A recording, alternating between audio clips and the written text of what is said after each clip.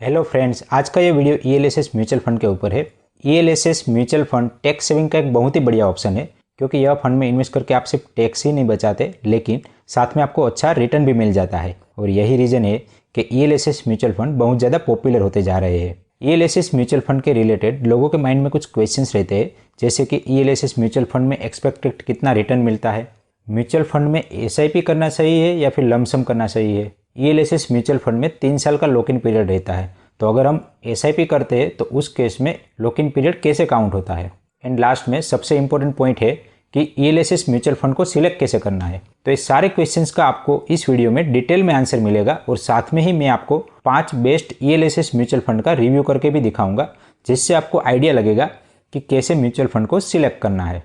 तो इस वीडियो को एंड तक जरूर देखें, और अगर आपने अभी तक हमारे चैनल को सब्सक्राइब नहीं किया है तो सबसे पहले नीचे दिए गए रेड बटन को प्रेस करके सब्सक्राइब कर लीजिए, और साथ में दिए गए बेल आइकन को भी प्रेस कर लीजिए, जिससे आपको हमारे हर एक वीडियो का नोटिफिकेशन जल्द से जल्द मिल जाए। अगर हम ईएलएसएस म्यूचुअल फंड के रिटर्न की बात करें तो यह म्यूचुअल फंड डायरेक्टली इक्विटी से लिंक है, तो इसका रिटर्न भी थोड़ा ज़्यादा होता है, क्योंकि इसके अंदर हम थोड़ा मार्केट का रिस्क भी लेते हैं। ईएलएसएस म्यूचुअल फंड कैटेगरी के टॉप 10 परफॉर्मिंग फंड की बात करें तो लास्ट 10 साल में इन कैटेगरी के फंड ने 15 से लेकर 18% का रिटर्न इन्वेस्टरों को बना के दिया है। ईएलएसएस फंड में वैसे तो लॉक इन पीरियड 3 साल का रहता है, मतलब कि आप अपने पैसे 3 साल के बाद ही उठा सकते हैं, लेकिन अगर आप अच्छा रिटर्न बनाना चाहते हैं तो आपको मिनिमम 5 से लेकर 7 साल तक का पीरियड जरूर देना चाहिए, क्योंकि शॉर्ट ड्यूरेशन का टाइम लेके इक्विटी रिलेटेड कोई भी इंस्ट्रूमेंट में आप इन्वेस्ट करते हैं तो आपका रिटर्न नेगेटिव हो सकता है। जनरली लोग दिसंबर के मंथ में अपना टैक्स प्लानिंग करते हैं, तो उनको ईएलएसएस फंड के बारे में पता चलता है, और जनवरी फरवरी के मंथ में अपना टैक्स प्लानिंग करके ईएलएसएस फंड में इन्वेस्ट करते हैं। आपको अपना टैक्स प्लानिंग फाइनेंशियल ईयर के स्टार्टिंग में ही कर लेना चाहिए, क्योंकि अगर जनवरी फरवरी के मंथ में मान लीजिए कि मार्केट बहुत ऊपर होगा तो आपको कंपलसरी बहुत ही हायर एनएवी पे आपको फंड परचेस करना पड़ेगा। काफ़ी लोगों का एक सवाल आता है कि एसआईपी करना चाहिए या फिर लमसम करना चाहिए। एसआईपी का बेनिफिट है कि आप डिसिप्लिन के साथ हर महीने कुछ अमाउंट इन्वेस्ट करके अपनी परचेस कॉस्ट को एवरेज आउट कर सकते हैं, लेकिन मार्केट में जब बड़ी गिरावट आती है तब आप लमसम इन्वेस्टमेंट करते हैं तो आपका रिटर्न भी अच्छा खासा बन जाता है। अगर आप एसआईपी एंड लमसम दोनों का बेनिफिट उठाना चाहते हैं तो आप मेरी म्यूचुअल फंड 30-70 एसआईपी वाली स्ट्रेटेजी फॉलो करके आप दोनों चीज़ों का बेनिफिट उठा सकते हैं। इस स्ट्रेटेजी के हिसाब से आपको अपना 30-40% का हिस्सा इक्विटी रिलेटेड म्यूचुअल फंड में एसआईपी करना है, और बाकी का 60-70% का हिस्सा आपको डेट म्यूचुअल फंड में इन्वेस्ट करना है। और जब भी आपको मार्केट में गिरावट देखने को मिले तब आपको डेट म्यूचुअल फंड के अंदर जो पैसा एक्यूमुलेट हुआ है उसको इक्विटी म्यूचुअल फंड में एसटीपी के जरिए ट्रांसफर कर देना है। यह स्ट्रेटेजी वाला वीडियो मैंने ऑलरेडी बनाया है, जिसका लिंक मैं नीचे डिस्क्रिप्शन में दे दूंगा। ईएलएसएस फंड का लॉक इन पीरियड 3 साल का रहता है। अगर आप लमसम अमाउंट इन्वेस्ट करते हैं तो 3 साल का पीरियड आपने जिस डेट से इन्वेस्ट किया है वहां से 3 साल कैलकुलेट होंगे। लेकिन अगर आप एसआईपी करते हैं तो एसआईपी के केस में आपके हर एक एसआईपी का इंडिविजुअल इंस्टॉलमेंट का 3 साल का लॉक इन पीरियड अलग अलग रहेगा, मतलब कि एसआईपी से पूरे साल में जितना भी इन्वेस्ट किया है वो पूरा अमाउंट का लॉक इन पीरियड 4 साल के बाद खत्म होगा। अगर आप लॉक इन पीरियड से पहले ही अपने पैसे म्यूचुअल फंड से निकाल लेते हैं तो आपको जो टैक्स बेनिफिट मिला है वो रिवर्स हो जाएगा, और आपको जितना भी टैक्स लायबिलिटी बनता है वो आपको पेमेंट करना पड़ेगा।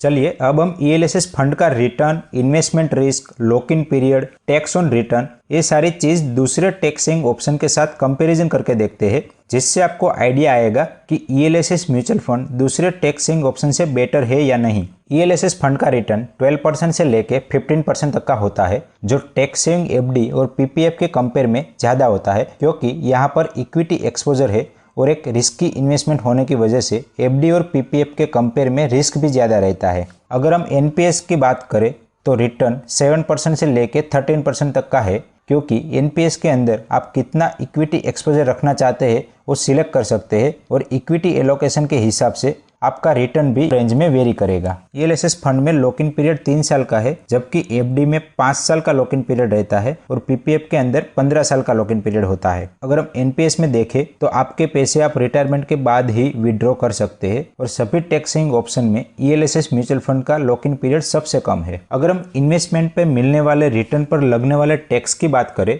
तो पीपीएफ पे मिलने वाला रिटर्न टोटली टैक्स फ्री है और एनपीएस में भी आपका जो रिटर्न है वो टोटली टैक्स फ्री रहेगा, लेकिन आपको अपनी कॉर्पस का 40% हिस्सा कंपलसरी एन्युटी प्लान में इन्वेस्ट करना पड़ेगा और एन्युटी प्लान में आपको जो भी मंथली इनकम होगा वो टैक्सेबल रहेगा और टैक्स सेविंग एफडी पर जो भी रिटर्न मिलेगा वह डायरेक्टली आपको आपके इनकम टैक्स ब्रैकेट के हिसाब से टैक्सेबल होगा। तो यहाँ पर भी ELSS fund tax saving FD से तो बेटर ऑप्शन है। अगर आप चाहे तो यहाँ पर एक इंटरेस्टिंग चीज भी कर सकते हैं। आप एटीसी के अंडर में अगर 3 साल तक 1.5 लाख रुपए तक ईएलएसएस फंड में इन्वेस्ट करते हैं तो 3 साल के बाद आप ये पैसे विड्रॉ करके वापस से री इन्वेस्ट कर सकते हैं, जिससे आपको अगेन एटीसी के अंडर में टैक्स बेनिफिट मिल सकता है। लेकिन अगर आप लॉन्ग टर्म कॉर्पस बनाना चाहते हैं तो आपको ऐसा नहीं करना चाहिए और आपको हर टाइम फ्रेश इन्वेस्टमेंट ही करना चाहिए। अब हमें यहाँ पर ये तो पता चल गया कि ईएलएसएस फंड सभी टैक्स सेविंग इन्वेस्टमेंट ऑप्शन में एक बहुत ही बेहतरीन ऑप्शन है, लेकिन मार्केट के अंदर बहुत सारे ईएलएसएस फंड अवेलेबल है। तो एक क्वेश्चन आता है कि इनमें से कौन सा फंड आपको सिलेक्ट करना चाहिए। जनरली लोग पास्ट परफॉर्मेंस को देख के अपना फंड सिलेक्ट करते हैं।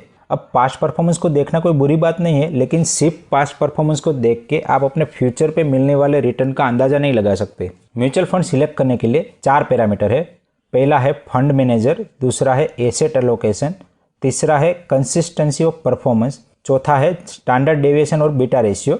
म्यूचुअल फंड का पैसा फंड मैनेजर मैनेज करता है, इसीलिए कोई भी इक्विटी ओरिएंटेड फंड का रिटर्न भी उस फंड मैनेजर के इन्वेस्टमेंट फिलोसॉफी पे डिपेंड करता है। अब कोई फंड मैनेजर वैल्यू इन्वेस्टिंग को फॉलो करता है तो कोई ग्रोथ इन्वेस्टमेंट को फॉलो करता है। तो इस तरह से डिफरेंट फंड मैनेजर का रिटर्न और डाउनसाइड प्रोटेक्शन अलग अलग होता है। तो आप यहाँ पर अपने रिस्क प्रोफाइल के हिसाब से कौन से फंड मैनेजर ने कितना डाउनसाइड प्रोटेक्शन ज़्यादा दिया है वो देख के आप अपना इन्वेस्टमेंट डिसीजन ले सकते हैं। ईएलएसएस फंड एक मल्टी कैप फंड की कैटेगरी में आता है, इसीलिए हर एक फंड का large cap, mid cap and small cap में एलोकेशन अलग अलग होता है।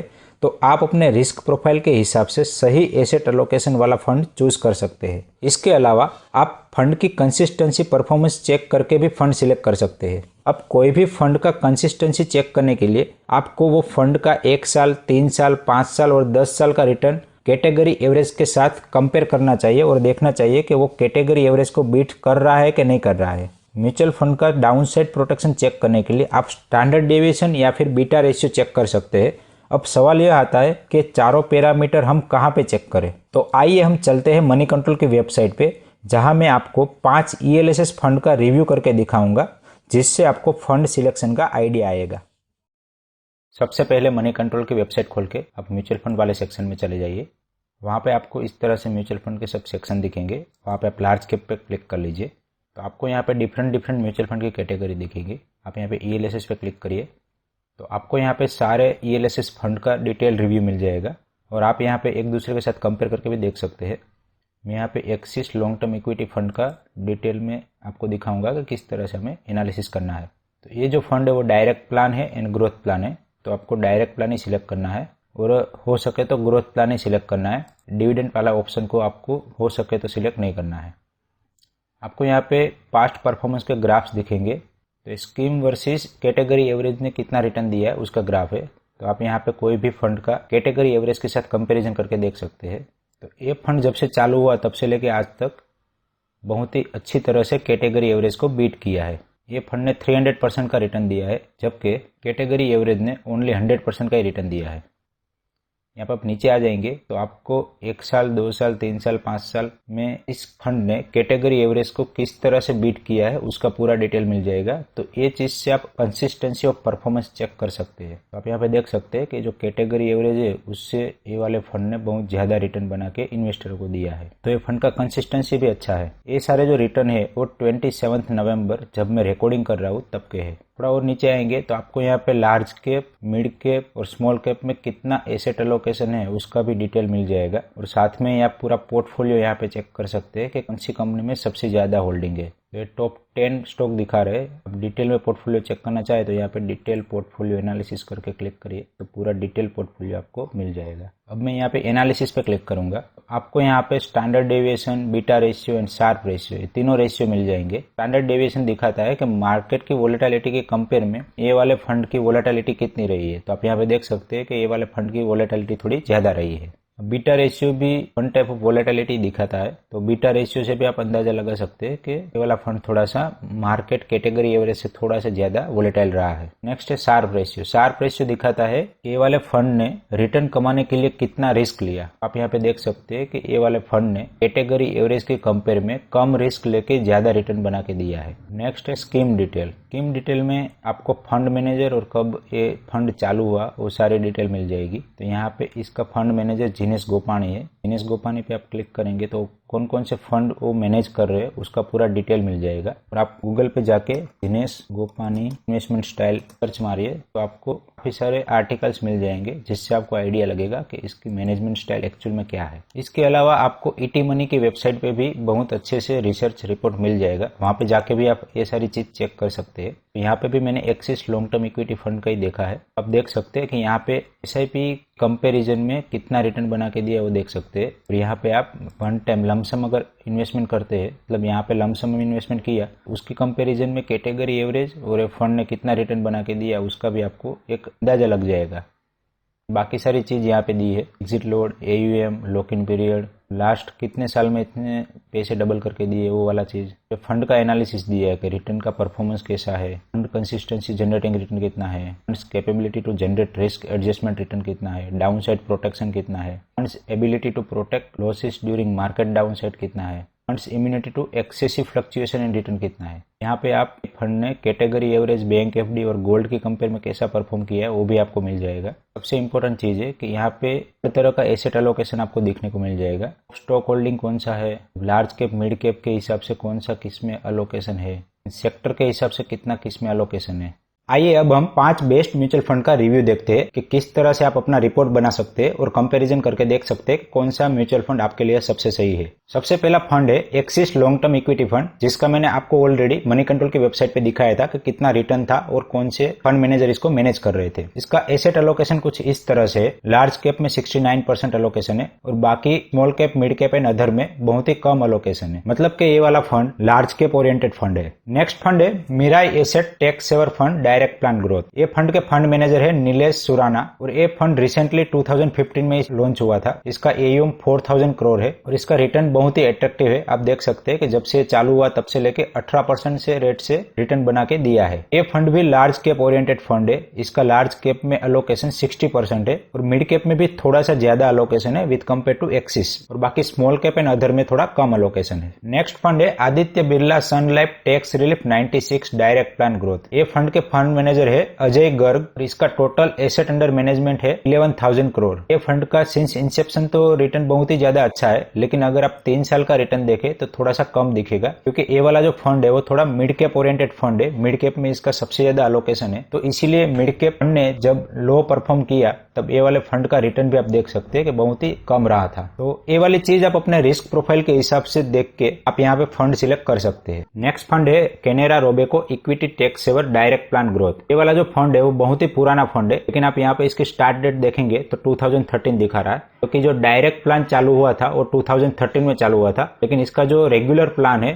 2003 में स्टार्ट हुआ था। और इस फंड का हम कंसिस्टेंसी देखें तो 20 साल के अंदर इसने कंसिस्टेंटली बहुत ही अच्छा रिटर्न बना के दिया है। अगर हम 5 ईयर की बात करें तो कैटेगरी के दूसरे फंड की कंपैरिजन में थोड़ा सा कम रिटर्न है। तो ये कोई नेगेटिव चीज नहीं है, क्योंकि इसका कंसिस्टेंसी रेशियो बहुत ही अच्छा है। आप यहाँ पे इसका एसेट एलोकेशन देख सकते हैं कि 55% लार्ज कैप में है, 23% मिड कैप में है, मतलब मिड कैप में भी थोड़ा सा लोकेशन बढ़ाया हुआ है। इसने काफी अच्छी तरह से बैलेंस करके पोर्टफोलियो बनाया है। नेक्स्ट फंड है Invesco India tax plan direct plan growth. इसके जो फंड मैनेजर है वो है धीमंत एन अमित निगम। ये वाला फंड भी 2013 में स्टार्ट हुआ था। इसका एसेट अंडर मैनेजमेंट 1200 करोड़ है। आप इसके रिटर्न देखेंगे 1 ईयर में 12%, 3 ईयर में 8%, 5 ईयर में 12% है। यहाँ पे आपको थोड़े से रिटर्न कंपेयर टू दूसरे फंड कम दिख सकते हैं, लेकिन जब सिंस इंसेप्शन देखेंगे तो इसके फंड्स, इसके रिटर्न्स बहुत ही ज्यादा अच्छे हैं। इसका भी एसेट एलोकेशन आप देखेंगे ऑलमोस्ट कैनेरा रोबेको जैसा ही बैलेंस्ड वे में है। 54% लार्ज कैप में है, 19% मिड कैप में है एंड 11% स्मॉल कैप में है। यहाँ पे मैंने जितने भी आपको फंड दिखाए